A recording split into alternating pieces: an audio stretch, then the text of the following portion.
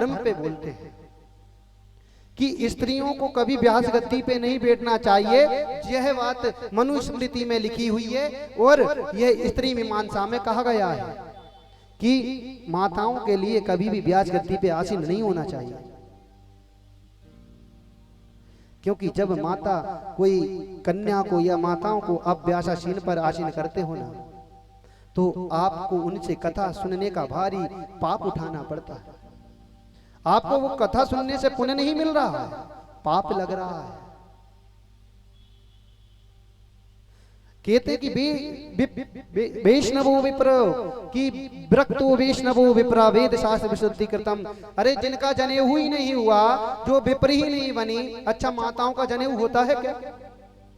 और बिना जनेऊ के महाराज जी से आप पूछ सकते हैं कि विप्र नहीं बना जा सकता। महाराज जी वेद को पढ़ सकते हैं क्या बिना जनेऊ के? नहीं पढ़ते। तो माताओं का कथा करना भी निषेध है। और कहा जाता है, हम और आप जानते हैं, स्त्रियां हमेशा 24 घंटे शुद्ध नहीं होती, अशुद्ध होती हैं। अब वह माताएं 24 घंटे शुद्ध जब नहीं होती और इस व्यासासीन पर बैठ रही हैं, तो क्या व्यासासीन पर बैठ सकती हैं? ये जो गद्दी है बड़ी पवित्र है, बड़ी पुनीत गद्दी है। ये श्री व्यास जी महाराज की गद्दी है, ये हमारी गद्दी नहीं है ना आपकी गद्दी है। जो स्थान है, ये सिंहासन भगवान व्यास जी को सुशोभित है। इस व्यास मंच पर सिर्फ हम ऐसे व्यास को ही उत्तीर्ण करें, पहले उससे सारी जानकारी ले लेना चाहिए कि हकीकत में विप्र है कि नहीं।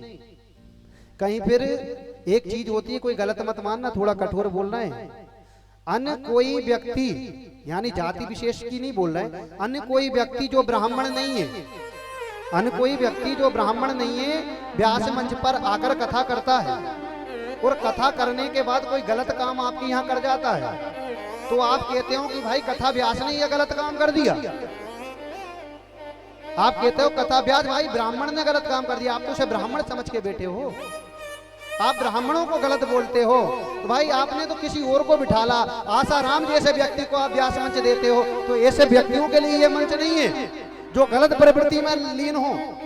ये व्यास मंच पवित्र व्यक्तियों के लिए है जो पवित्रता को धारण करते हो। आपको भी व्यास मंच पर व्यास को उत्तीर्ण करने से पहले उसको जान लेना चाहिए, उसका चरित्र जान लेना चाहिए और उसका वर्ण भी जान लेना चाहिए कि वो कौन है, ब्राह्मण है कि नहीं।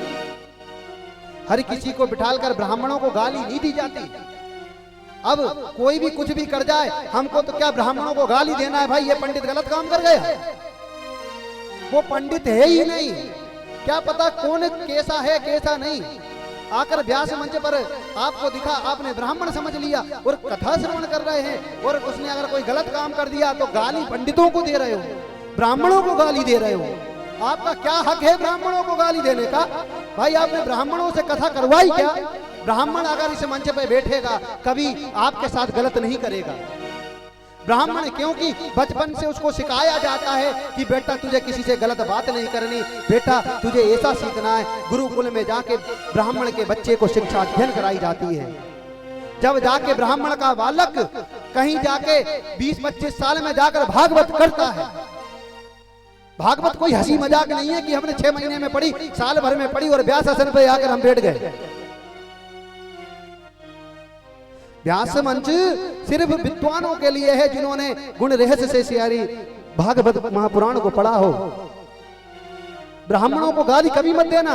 ब्राह्मण क्योंकि कभी गलत काम नहीं करता। अगर जो गलत काम करे उससे एक बार उसकी जाति अवश्य पूछ लेना, कौन जाति का है भाई तू। कभी ब्राह्मण गलत काम नहीं करता। ब्राह्मण तो सोचता है कि सर्वे भवन्तु सुखिनः सर्वे सन्तु निरामयाः, सभी के सुख के बारे में और सभी के आरोग्य के बारे में सोचता है। अच्छा एक बात बताओ, डॉक्टर क्या सोचता है कि लोग बाग बीमार होते रहें? सोचते हैं नहीं सोचते? सोचते हैं नहीं सोचते? डॉक्टर सोचता है लोग बाग बीमार होते रहें, हाँ, कि हमारे पास पेशेंट आएंगे तो हम कमाएंगे। एक वकील सोचता है कि लोगों के घर में लड़ाई झगड़ा होता रहे, लोगों के घर में तलाक होते रहे, लोग एक दूसरे का मर्डर करते रहे, जब जाके हमारा पास कुछ पैसा आएगा। सोचते ही नहीं सोचते।